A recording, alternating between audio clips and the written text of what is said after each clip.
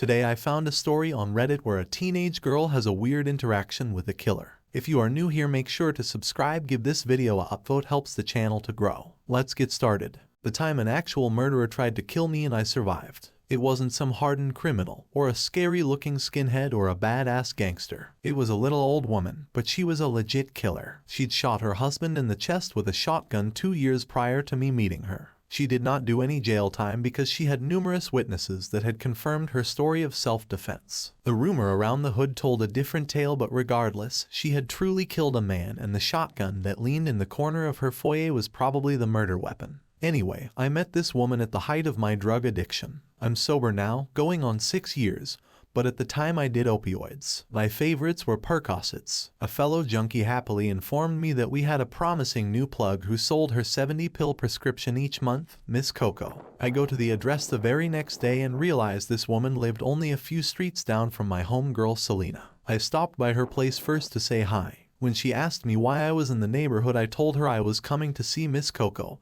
and her expression changed. That's when I learned not only the story of the murder, but a bunch of other crazy stories about shit she'd done to people in the hood. Selena begged me to be careful. I'm like, whatever, it's an old woman. I ain't scared. I slide over to the address of this little shotgun house and knocked on the door. She was supposed to be expecting me. The door cracked barely open and I saw how short and old she was. All I could really see was a slice of her face and one of her bloodshot eyes. She asked my name. I told her and she opened the door for me, motioning for me to enter. Right away I saw the gun leaned in the corner. She told me to follow her and I finally got a real good look. She was so feeble looking, not skinny, but short and hunched over and walked with a cane. Her head was wrapped in a silk bonnet and she was wearing something like a muumuu. Diabetes had taken part of her left foot. We're in the living room now and she asked me to sit down. I chose the only empty spot on the couch. The entire house was cluttered, but not dirty. Suddenly, an oddly placed rug on otherwise bare floors made me wonder how hard it was to get blood out of wooden floorboards. Did Selena say she actually killed that guy in here? She offered me a drink and a snack. She looked at me with surprisingly kind eyes. What a strange drug deal, I thought. But how sweet of her. I remember thinking Selena was foolish for buying into all the hood tales of how dangerous this woman was. I drank a soda, declined a snack, and purchased her entire script of pain pills. She'll be getting it filled again on the same day next month, she informed me. Okay, great, see you then. I returned on a routine schedule for several months, always drank a soda, declined a snack, and went happily on my merry,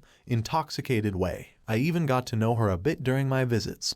Her diabetes, her kids, how helpful weed was for her pain. I brought her a joint to share here and there. I even helped her move some furniture one day. Never a mention of her late husband though, and I wasn't going to ask. I had long forgotten any sort of wild ideas about this old, sweet woman possibly snapping at any moment. One summer month, it was my day to go to Miss Coco's. My boy Shane was with me already, so I decided to let him ride along. We show up, go inside, same routine as always. She looked at him somewhat suspiciously, but I told her he was good people and she allowed him in. During our little chat, Shane mentioned something about wanting to see a movie that had just come out. I cannot for the life of me remember which movie. Miss Coco got excited and told us she happened to have a bootleg of that exact movie that we could borrow. She let us look through a giant stack of bootleg, burn DVDs and borrow whatever we wanted. We took 3 of them and she simply asked that we return them when we were done. That night we decided to watch the one Shane had wanted to see, so we popped it into the player at my place. Immediately it was unwatchable.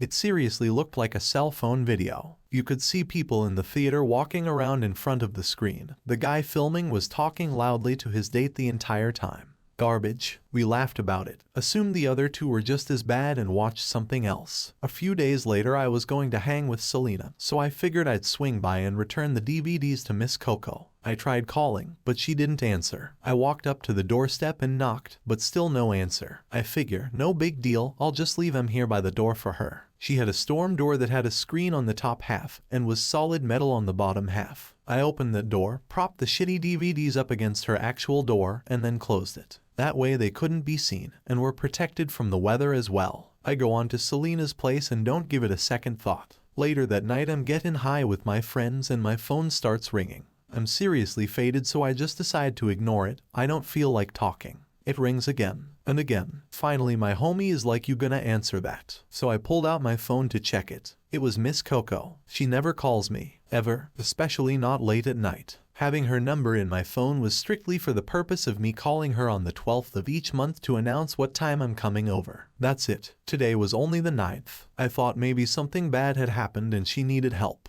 I called back and she picked up before it even rang one time. She was furious. I mean absolutely livid. She did not sound like the little old lady whose couch I chill on. She was extremely pissed about the fact that I had left her DVDs in the door. She lectured me about how a dumbass white person like me just doesn't understand how things work in the hood. Someone could have seen me leave them there, and could have come behind me and stolen them. I should have waited until she was home. I was disrespectful and rude and ungrateful, she went on and on. I didn't have an attitude in my voice, and I did apologize, but I also mentioned that even though I appreciated the gesture, the movies were really pretty terrible, and not worth anything. Abruptly and very eerily, her tone changed. Suddenly she was sweet old Miss Coco again. She told me I was right and she was just a little on edge that night. She apologized for her reaction and told me I was good to her and didn't deserve that. Then, she says, as a matter of fact, she'd gotten her script early this month. She picked it up earlier today. Why don't I come on over and get it tonight? Now, any sane, sober person would have immediately noticed red flags here, but in my infinite knotted-out wisdom, I thought Junkie Jesus had performed a miracle for me and that my night was about to get even better. Time to get extra faded, bros. I'll be back with more goodies ASAP. I head off down the street to Coco's house. I'm still very, very high. I'm walking up to the house and I see that the DVDs are still there. Coco opens the door before I even get on the step and tells me to pick up the movies and bring them inside. Her voice was stern, which was unlike her, but she didn't sound crazy like she had on the phone. I bring them into the living room where I always go to sit, and something is just off. The hairs on the back of my neck stand up. I realize she's still behind me in the foyer area. She starts telling me the same things she was saying on the phone, but calmly this time. My back is still to her. I don't say a word. I set the DVDs onto a side table and despite being extremely inebriated, finally realize that I'm definitely not here to pick up pills. A temporary sobriety of the survival instinct variety kicked in all at once. Everything just sort of clicked into such a clear, crisp vividness that I'll never forget. I knew she was standing exactly where the shotgun leans. I knew she was between me and the door. I knew that she wanted to kill me.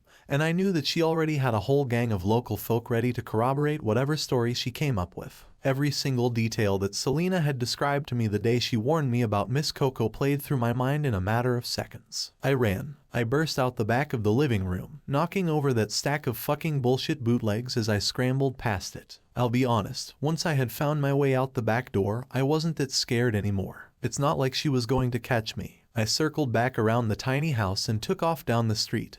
Probably before she even managed to hobble around and look out of the front door for me. I never did see if she actually picked up the gun. My back was to her, and I made the decision to run without even turning around, but I just knew it. I felt it. It was a feeling I won't soon forget. The scary part was knowing just how absolutely mind-numbingly high I was, and how oblivious I was until the very last second.